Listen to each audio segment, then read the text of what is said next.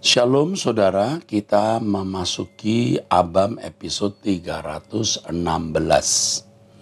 Pertanyaan pertama. Shalom Om, saya dari Manado mau bertanya, apakah menikah dengan orang yang sudah mempunyai anak namun tidak menikah tidak boleh? Dan bila menikah dengan orang yang sudah pernah nikah dan mempunyai anak namun tidak mengakui pada saat belum menikah, apakah salah? Benar.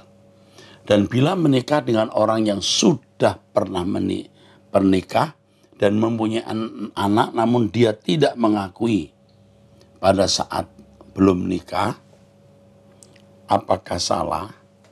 Saya dulu waktu belum mengetahui firman pernah mengucapkan Tuhan tidak adil hanya karena pacar saya. Namun setelah saya gereja di tempat Om, saya sadar.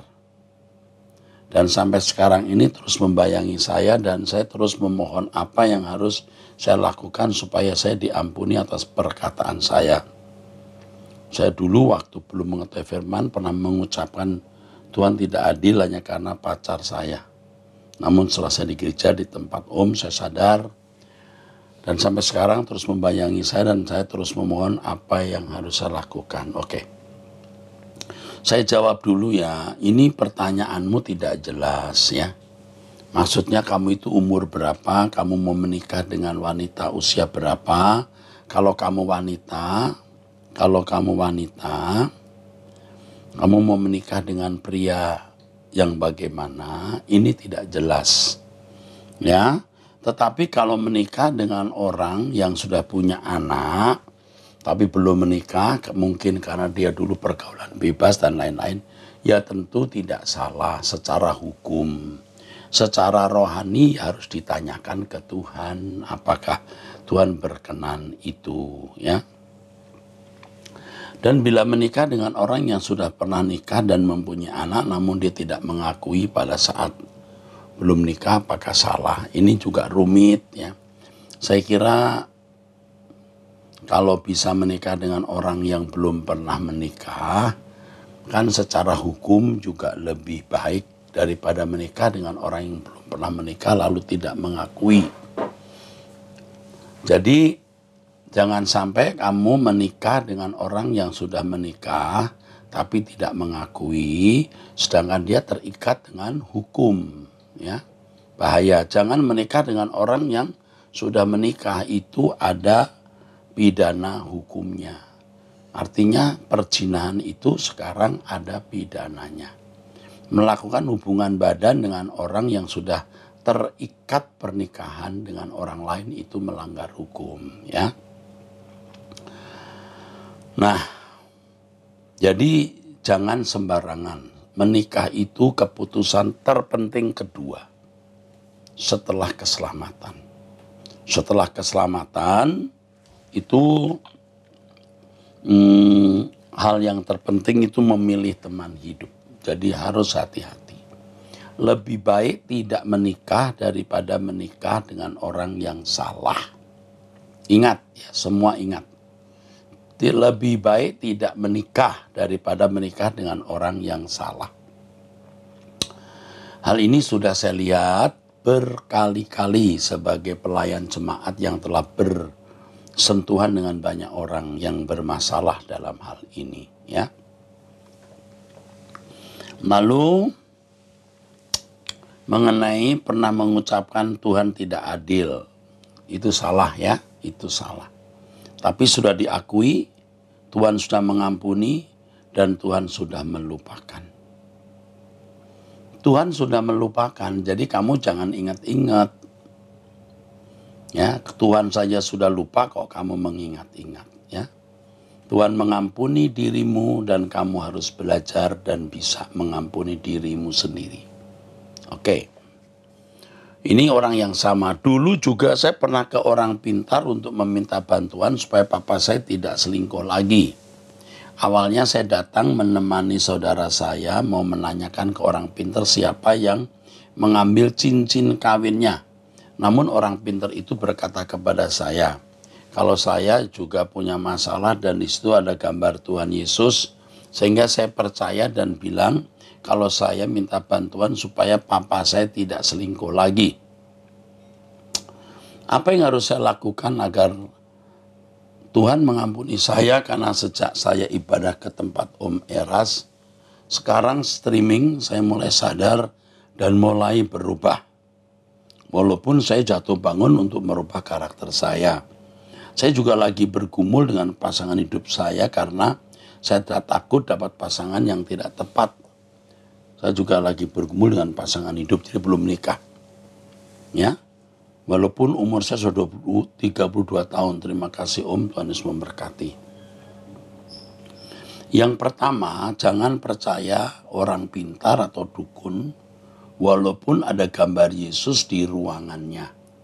Tidak sedikit dukun-dukun yang sinkritistis, artinya mencampur adukkan agama. Ya, ada gambar Yesus, ada gambar tokoh-tokoh agama lain, dan itu salah satu cara menjebak orang dari berbagai agamanya. Ya, bisa terjadi begitu. Ya, ada ayat Alkitab, ada ayat dari kitab suci agama lain, ya, ditulis di situ, itu semua itu iblis yang berdusta, ya. Jadi jangan terbawa, ya. Nah, kamu sudah melakukan kesalahan, ini juga bertobat, minta ampun kepada Tuhan. Tuhan pasti mengampuni dan Tuhan melupakan. Dan kalau Tuhan sudah mengampuni, kamu sendiri jangan ingat-ingat, ya. Kalau kamu ingat-ingat, ya kamu tidak mengampuni dirimu sendiri. Tapi kalau masalah dukun ini, ya saya tidak tahu seberapa keterlibatanmu. Kalau keterlibatanmu dalam, itu juga perlu pelepasan, ya. Perlu didoakan supaya ikatan-ikatan dengan kuasa gelap bisa dilepaskan, ya. Jadi kamu bisa dilepaskan, ya, dengan doa, ya. Tapi kalau tidak perlu, karena kalau memang tidak ada ikatan yang mendalam dengan kuasa gelap atau tidak ada ikatan dengan kuasa gelap, ya tidak usah didoakan pelepasan. Kalau nanti doa pagi bersama saya atau doa hari Jumat malam jam 6:30 lewat Truth ID, saya mendoakan saudara-saudara yang ada ikatan kuasa gelap. Kamu boleh angkat tangan, saya doakan, ya, saya doakan. Oke, itu pertanyaan pertama, ya. Sekarang kedua, dari pria, wanita, ya, usia 40 tahun. Salam Pak Pendeta Erastus Sabdono, kiranya Tuhan selalu menyediakan tempat di hatinya untuk Pak Eras. Amin. Saya melayani di Bandung, Mekarwangi, dan saya juga tertanam dalam komsel dari gereja, dan saya cukup aktif dalam kegiatan-kegiatan gereja dan komsel sebelum pandemi COVID-19. Namun setelah pandemi COVID-19, ibadah gereja menjadi online. Disinilah saya menemukan Truth ID dan langsung jatuh cinta. Sampai saat ini saya mengikuti doa pagi, ibadah minggu, ibadah Selasa, Jumat, Batak Bermazmur dan Wanita Surgawi, dan pendalaman Alkitab di Truth ID dengan setia. Karena hati dan jiwa benar-benar membutuhkannya. Namun dampaknya saya seperti orang aneh. Dulu saya suka kumpul-kumpul sama teman gereja, makan dan jalan-jalan bareng. Namun sekarang saya sudah tidak berminat. Kalau kumpul-kumpul sama teman gereja dan makan jalan-jalan bareng, membicarakan hal-hal yang tidak kudus atau hal-hal yang tidak berkualitas, mungkin bukan hal yang salah tapi tidak berkualitas, hanya hal-hal umum, masalah film, masalah tontonan, masalah mobil, pasti kamu tidak suka. Ini satu simptom gejala bahwa suara kebenaran sudah merasuk di dalam dirimu. Ya, mungkin kamu dianggap bukan aneh ya, tidak wajar. Tapi juga memang juga bisa dipandang aneh. Tapi bukan aneh nyentrik ya. Yang kedua, saya tidak pernah ibadah online di gereja saya, Pak. Bahkan ikut komsel pun sudah mulai kurang tertarik karena beda fokus. Nah, ini juga cara berpikirmu berubah sehingga ketika kamu mendengar khotbah yang tidak sesuai dengan cara berpikirmu, kamu bisa menolak atau resisten.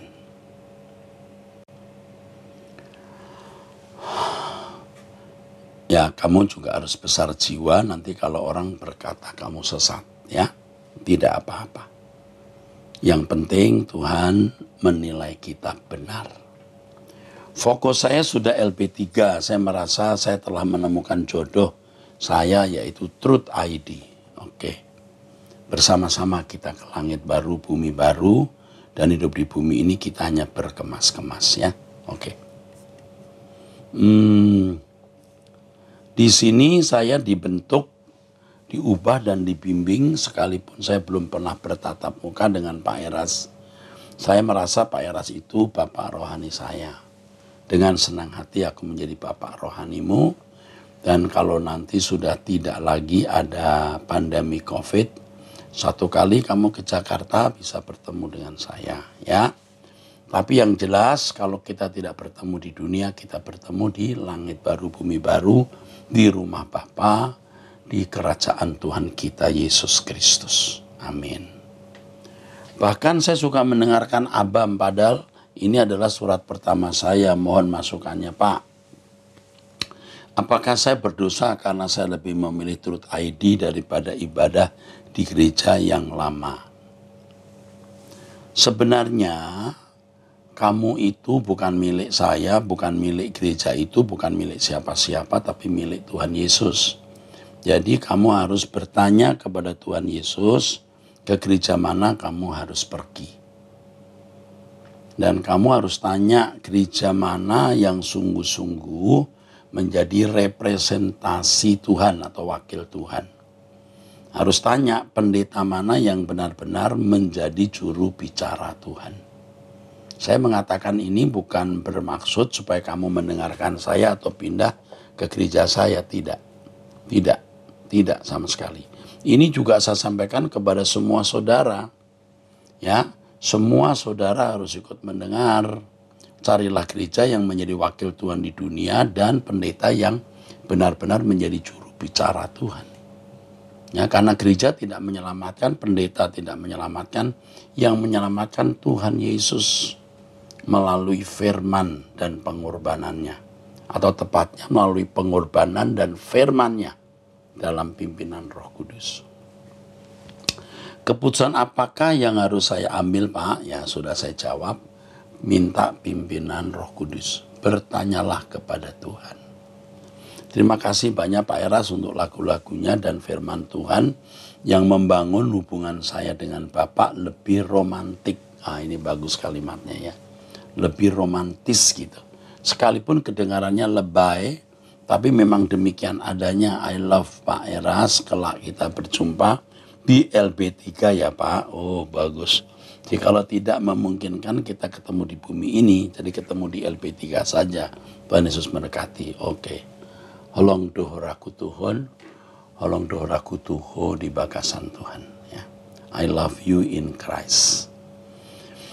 Pertanyaan yang ketiga di Abam episode 3:16 ini ya, pertanyaan ketiga.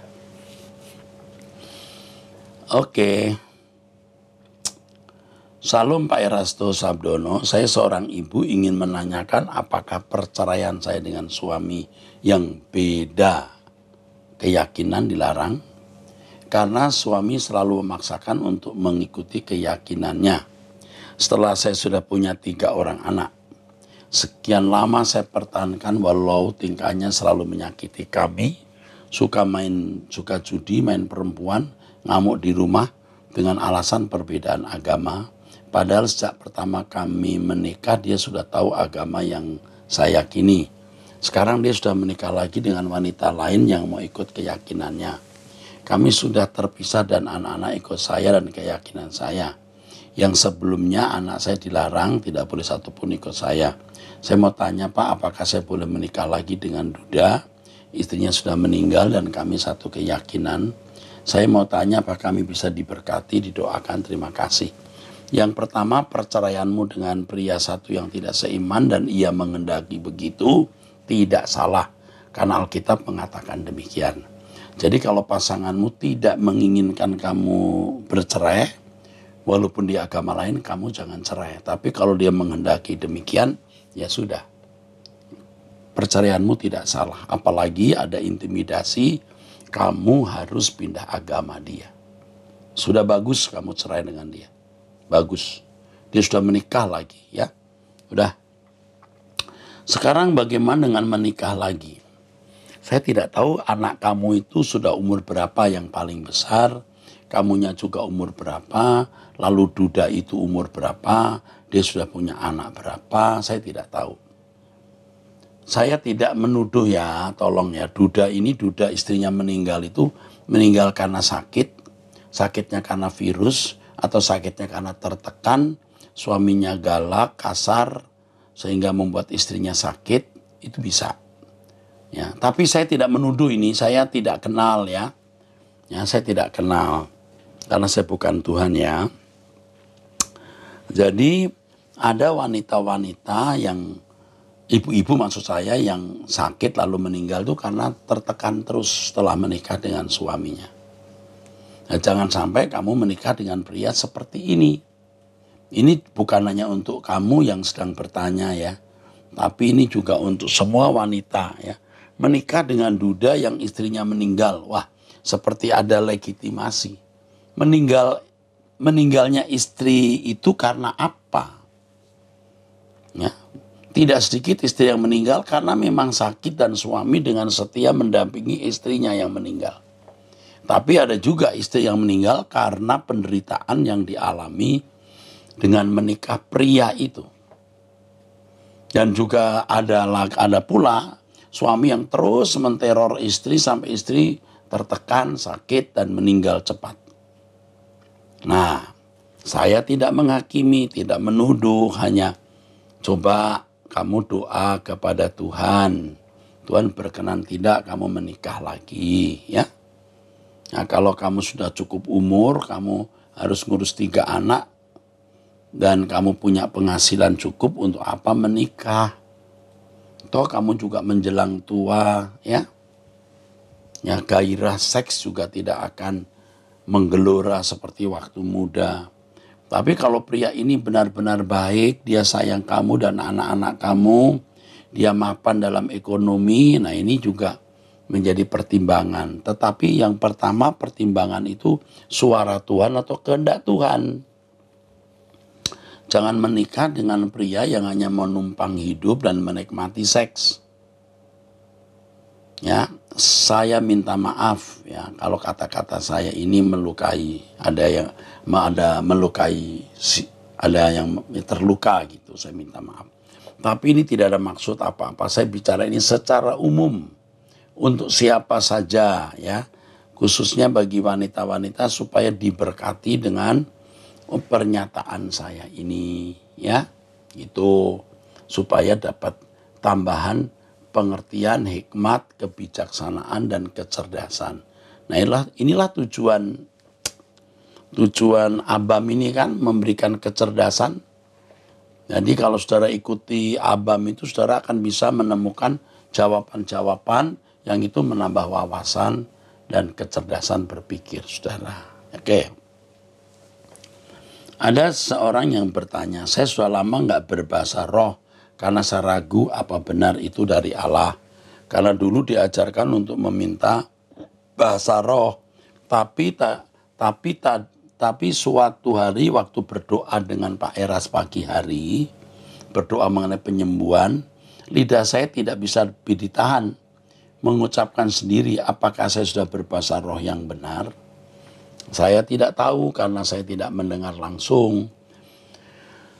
Kalau saya mendengar langsung bisa juga karena kita memiliki kepekaannya. Nah, kepada yang tanya ini, kamu bisa memperkarakan dengan Tuhan. Saya ini dari kecil dari gereja yang tidak berbahasa roh sama sekali. Gereja yang tidak memakai tepuk tangan. Ya. Tapi suatu hari saya berbahasa roh. Saya heran, itu benar-benar heran. Lalu setelah saya masuk gereja yang orang-orangnya berbahasa roh, saya jadi agak takut juga berbahasa roh. Karena saya takut saya salah. Sampai kemudian saya berdoa dan bertanya, Tuhan ini bahasa roh yang benar tidak? Itu. Saya juga sempat berpuasa mengenai hal bahasa roh ini waktu masih muda. Bahasa roh yang benar itu membuat hati kita itu lebih pecah. Ya, tapi bukan pecah dibuat-buat ya. Kita ini bisa mengerti walaupun tidak selalu, tapi bisa mengerti. Ya. Ini maksud bahasa rohnya itu apa? Atau kalau kita dalam kondisi yang sangat susah, kita itu bisa berbahasa roh. Atau sangat sukacita, kita bisa berbahasa roh. Nah, tetapi kalau saya melihat saudari ini, Tuhan sedang melatih kamu untuk berbahasa roh yang benar. Jangan menggunakan emosi yang berlebihan. Emosi mesti ada. Tapi jangan berlebihan sampai akhirnya bahasa roh yang diucapkan itu bahasa roh palsu. Bahasa roh palsu memang bukan dari setan secara langsung, tetapi itu hanya sebuah letupan jiwa lalu memaksakan diri berbahasa roh. Ya. Ada bahasa roh yang dari setan, betul. Saya pernah mendoakan orang yang dirasuk kuasa gelap berbahasa roh. Waktu dia berbahasa roh, saya tengking, diam kamu, ini bukan bahasa roh yang benar. Dia ketawa. Dia ketawa. Ya, menyeringnya lalu ketawa. Nah, banyak orang Kristen yang memang bahasa rohnya bukan dari setan, tapi juga bukan dari Tuhan. Itu hanya karena dibuat-buat saja. Jangan sampai hal itu terjadi dalam hidupmu. Bahasa roh itu bukan satu yang sulit, tapi juga bukan hal yang gampang. Ini karunia roh. Jadi dekat dengan kita. Jangan saudara terlalu berpikir, kamu berpikir itu terlalu susah, tidak. Tapi juga jangan berpikir terlalu mudah, juga jangan. Karena itu karunia roh yang Tuhan bisa berikan. Oke. Pendeta, apakah salah? Ini pertanyaan kelima. Pendeta, apakah salah jika di dalam doa kita berkata kepada Tuhan bahwa kita ini orang bebal dan tidak berguna sehingga terkadang kita ceroboh dalam kehidupan? Oke. Ini juga saya ucapkan. Aku bebal Tuhan, aku tidak berguna Tuhan. Aku tidak layak, aku ini brengsek. Ampuni aku. Udah, sekali-kali boleh, sekali boleh. Kalau berkali-kali, ya jangan. Tuhan mengampuni kebebalan, keadaan kita yang rusak. Tuhan mau memulihkan kok, ya. Bersyukur kamu bisa mengakui itu, ya. Itu berarti kejujuran dan Tuhan senang dengan orang jujur. Tetapi jangan terus hidup dalam kecerobohan. Kesalahan itu diakui, tapi juga harus ditinggalkan atau dilepaskan. Oke? Puji Tuhan. Pertanyaan ke-6, Salam Pak Eras, maaf mau tanya Pak, bila saya dituntun Tuhan untuk cipta lagu dan saya rindu supaya lagu tersebut dapat didengar dan dinyanyikan oleh banyak orang, apakah ada wadah untuk menampung lagu-lagu tersebut? Bila ada, bagaimana prosesnya Pak? Oke, ini keinginan kerinduan yang baik. Tetapi sekarang ya, saya beritahu karena adanya banyak, karena perubahan keadaan, perkembangan teknologi, saudara melihat bahwa penjualan CD-CD juga sekarang ini sudah hampir mati ya. Saya salah satu pemilik perusahaan rekaman ya, Sola Gracia Record. Tapi hari ini sudah tidak bisa jualan lagi dengan CD. Ya, bisa di Spotify dan lain-lain ya, bisa. Jadi jangan harap mengarang lagu untuk bisa mendapatkan uang. Ya, tapi Anda tidak maksud itu saya lihat ya. Tapi juga jangan harap mudah dinyanyikan orang. Karena sudah banyak lagu-lagu yang sekarang dinyanyikan di gereja-gereja. Hanya perkembangan terakhir Ada gereja yang menuntut hak cipta, membayar hak cipta. Kalau menyanyikan lagu karangan gereja ini harus membayar gereja itu. Saya terus terang tidak pernah membaca langsung, tapi rame dibicarakan. Rasanya itu benar karena orang membicarakan. Saya tidak mendengar langsung ya dari gereja tersebut. Tapi sudah mulai dihindari menyanyikan lagu-lagu dari gereja tersebut karena gereja tersebut menuntut pembayaran hak hak cipta ya hak cipta ya. Ini juga menjadi satu peluang untuk kamu mengarang lagu, nyanyikan dulu di kelompok kamu, lalu kamu bisa nyanyikan, lalu kamu keluarkan di YouTube, di media sosial, di TikTok lah, apalah, di Facebook kamu, di Instagram kamu. Dari situ nanti kalau lagumu bagus, pasti dinyanyikan orang lain. Itu prosesnya. Sekarang lebih gampang untuk membuat lagumu populer. Tapi jangan harap ya bisa dijadikan satu CD gitu. Sekarang juga sudah tidak digunakan lagi ya. Itu cukup jelas dan bagus niatmu. Kalau lagumu bagus, kamu nyanyikan itu mudah disebar. Spreadingnya gampang lewat media sosial dan berbagai sarana itu ya. Kamu akan mudah bisa membagi talenta berkat yang kamu terima. Lakukan itu ya. Oke. Maaf Pak kalau banyak masalah, gimana? Ini dari seorang pertanyaan ke-7. Sakit penyakit yang gak bisa disembuhkan, hidup dalam kesakitan, gak bisa berpikir lagi. Thanks Pak. Waduh. Ini wanita yang bertanya. Kamu harus saya beritahu bahwa orang-orang seperti kamu itu orang-orang istimewa. Nah, kamu pasti bingung kan? Begini kok istimewa? Kamu orang yang mudah dibawa Tuhan ke surga. Kalau orang seneng, sehat, kaya, dilingkungi orang-orang yang menyayangi, itu bisa tidak ingin ke surga.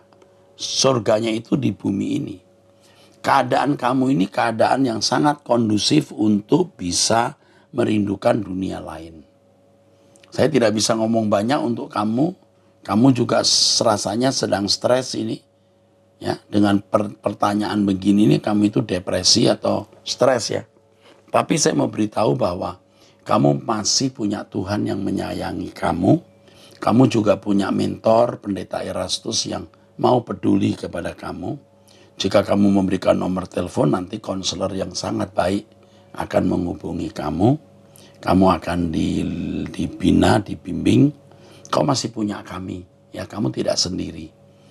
Untuk itu ikuti saja Truth ID yang Truth ID yang di dalamnya saya menyampaikan khotbah. Ikuti terus, dengar terus, kamu akan mendapatkan cara berpikir yang baru dan menjadi lebih kuat. Plus doa bersama saya setiap pagi jam 5 atau Jumat jam 6:30 malam melalui Truth ID. Ya, kepadamu we want to say, kami mau mengatakan we love you, kami sayang Anda. Kami akan terus mendampingi Anda ya. Jangan lupa subscribe dan ikut doa pagi bersama saya jam 5. Tuhan berkati.